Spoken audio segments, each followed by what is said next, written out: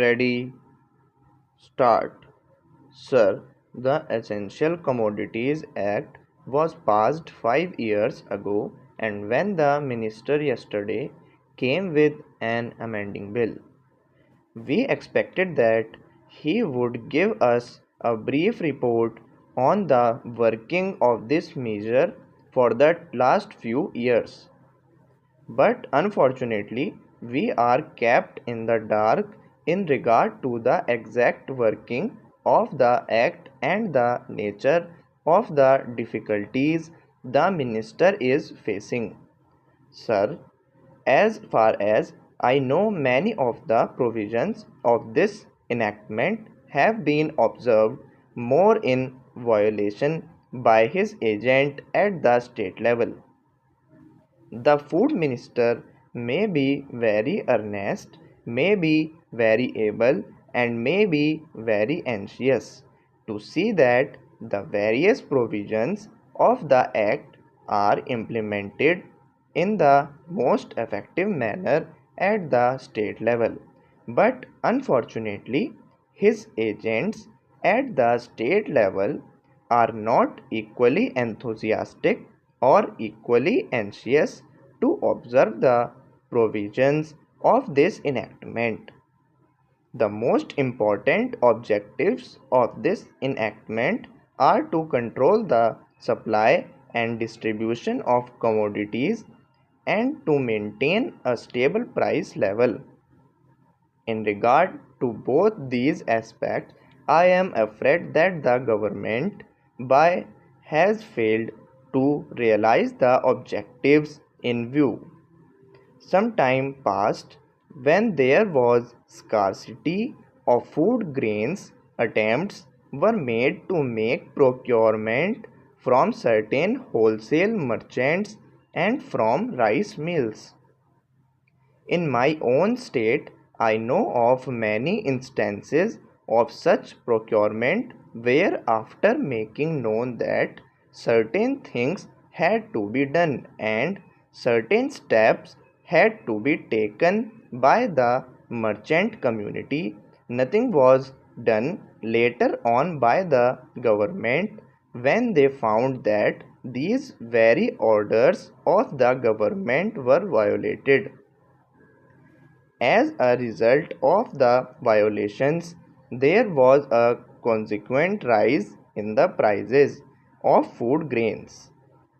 In respect of other commodities like iron and steel, paper, etc., we see a lot of speculative activities, but the provisions of the Act have not been brought to bear on them.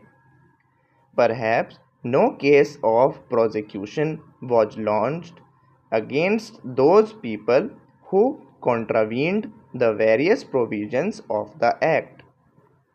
We are interested to know in how many cases the government have taken steps to prosecute individuals who have violated the various sections of the Act. The minister said that the powers under the Act were not adequate. We sympathize with the food minister, but I want to know what action has been taken in this regard by the various state governments. In regard to the amending provision, I want to know from the minister what would be his difficulty even if minor offences are taken to courts of law.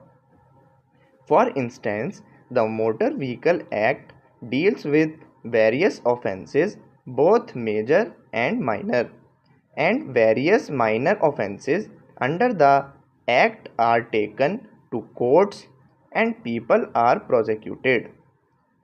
What is the difficulty in taking these cases of the minor nature to courts of law?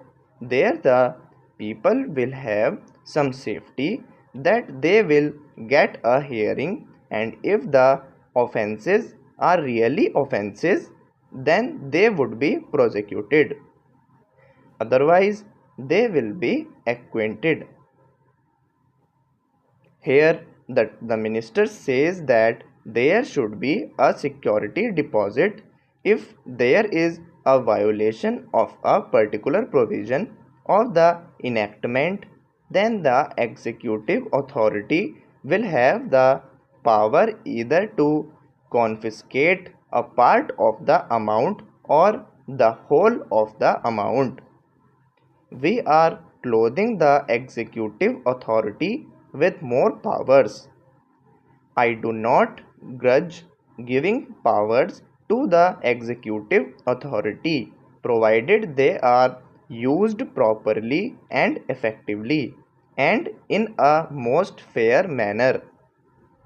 But unfortunately, there have been discriminations apart from the ineffectiveness of the various provisions. Wherever these provisions were used, there had been discriminatory use of these provisions against a few or in favor of a few. Normally, when officers are clothed with more powers, there is large scope for corruption.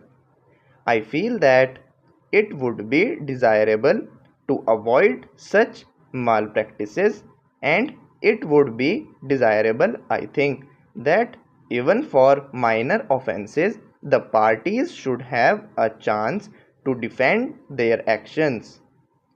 I do not think that this problem of dealing with minor offences will become complex or complicated in any way if we take them to courts of law. I want a reply from the minister in what way he is suffering from a handicap in dealing with minor offences or offences of a technical nature. The Honorable Minister made the point that if this thing was acceptable to the House, he did not know what amount would be demanded as security. So the minister should tell us what amount is normally expected from a licensee in all cases and what the offences are which are of a technical or minor nature which he has in view. We are not told which are major offences and which are minor offences. Clarifications on these points are necessary. I wish that the act which came into effect long ago was implemented properly.